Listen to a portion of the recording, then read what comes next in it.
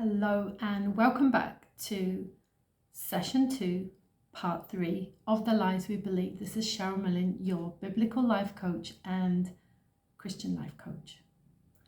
We are going to continue speaking about the last story, which was about me getting my contract.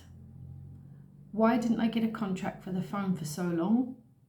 Because of fear that I might not be able to manage the payments, fear of having a contract, of being tied. You know, I've been living in Malta for 20 years, and every year I thought about getting a contract for my phone. And I spend a lot of money on these top-up cards. I don't know what your system is, but it can end up being costly, and it restricts you from having freedom to call when you need to, or send a message when you need to if you're away from your Wi-Fi area. So we need to cast down the fear and live by faith, right? So halfway through our music rehearsals last week, suddenly one of the girls said, "I've got to go now." She just suddenly said, it's urgent, I've got to go get bread for my kids. So going back to what we was believing in our ideal day, we have a certain idea of how our day is going to go, but things can change at any time for any reason. So we need not to be too controlling over what happens and just let it be, go with the flow and let things slide over your head. Otherwise, we'll end up being a victim of falling into that lie that everything needs to go my way, otherwise I can't be happy. No day always goes the way we want it. No day is perfect. So what are you going to do about it when something goes wrong? As I was preparing this lesson, the Lord told me this whilst I was writing it down. Philippians 4:6. Do not be anxious about anything, but in every situation, by prayer and petition, with thanksgiving, present your requests to God. This verse encourages us to bring all our concerns to God through prayer, while maintaining a heart of gratitude, trusting He will provide all our needs. It's a powerful reminder to approach God with both humility and thankfulness, even in difficult times. So while I was at the seaside, Mistra Bay it's called, on the way home from work, it's a beautiful location. Although I broke down, I actually really enjoyed the 90 minutes that I was there. I met 2 sweet cats, they come purring next to me, and I was petting them, which was very relaxing. I had a beautiful sea view, and I actually met someone who owns a recording studio, and as a musician that was quite an exciting thing for me. I read a bit of my book and I was eagerly wanting to finish this book, so although I broke down, good things came out of that. It wasn't all bad. And although the journey was longer because there was an accident on the road, I put on my music, my worship music, and I really enjoyed my journey. So we mustn't look at the cup half empty, always look at it half full. What good can you get out of your situations? When I got to the petrol station, the garage, where you had to change the tyre, because my tyre was, I had a problem with my tyre. Sorry, I had a problem with my battery. I was thinking of another story, sorry.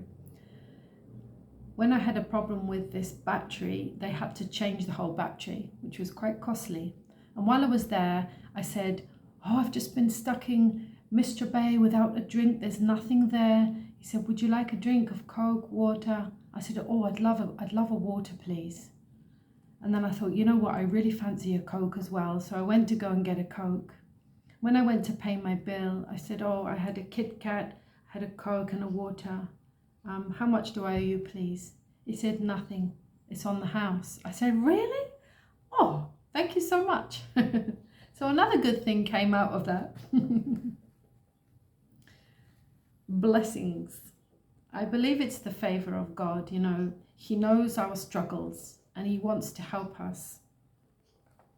I remember whilst I was in South Africa, our cleaner sent me a picture of the cleaned laundry he did at my mum's, because I take care of my mother's place. I clean it.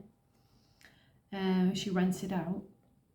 And he'd obviously mixed the colours because it looked all like beigey brown, all mixed in one. And he didn't notice because he just didn't. What can you do? Things are going to happen in life. Life is difficult, but it's how you handle it. That's the key, with patience and kindness, forgiveness. One mentor taught me some years ago, there's always a solution. And it's a good motto to remember. And it's written here in capital letters. We can sometimes allow that lie to creep in, that if it's not going my way, I can't be happy. We have to pay a horrible price if we expect everything to go our way, and if it doesn't, we can't be happy. A little story mentioned in The Lies We Believe on page 22 of Chris Turnham's book mentions about I and we.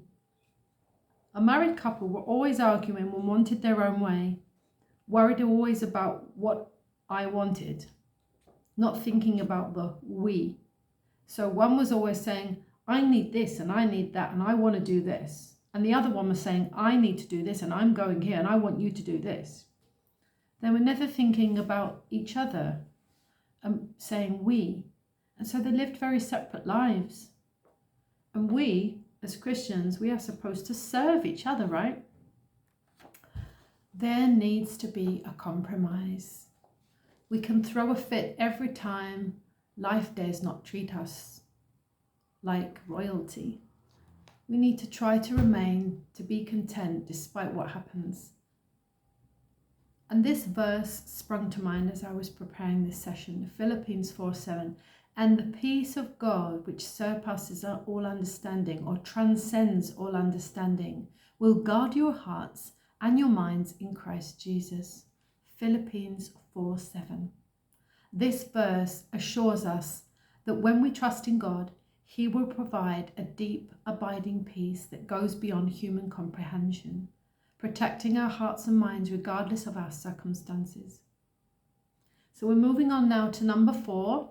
My happiness is someone else's fault. My unhappiness is someone else's fault. I said that in the beginning. You make me furious when you do that. I wouldn't have shouted at you if you hadn't shouted at me first. I wouldn't be in this mess if my parents hadn't raised me right. And there's all these kinds of scenarios. My external circumstances cause me to feel and act in a certain way. This mindset is an excuse to be in all emotional and lash out to anyone nearby. It points a finger outward and no responsibility is taken. So take this scenario. You're in a long queue to get in the cinema and 2 people slip in front of you and your blood starts to boil. Your movie's about to start in 5 minutes and steam's coming out of your ears and you feel angry and you end up shouting at them on the spot, hey, what are you doing? Who do you think you are?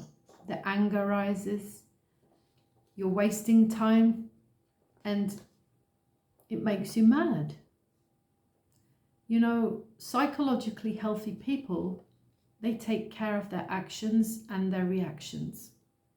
Psychologically disturbed people will always blame. Maybe they have been hurt in the past, so they easily blow up.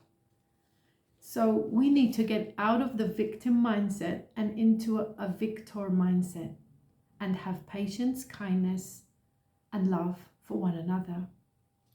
External events don't have the power to make us feel what we feel and act the way we act. Everything you feel and do comes from within you and is not caused by someone or something outside of you. You feel and act the way you do because you think the way you do. No one and nothing is to blame for your emotions or your behavior whilst you live on earth. It's somebody else's fault lie. So we're going to stop there for today. I hope you were blessed. If you have any questions or any suggestions or anything you want to share, you can come into the Lies We Believe Messenger group on Facebook. You can find them by looking up my name, Cheryl Millen, and you can find the Lies We Believe. If you're struggling to find that, you can just hop on to email cherylmillen@ymail.com. That's the letter Y, CHERYLMILLEN @ymail.com, and you can just request the link to join that.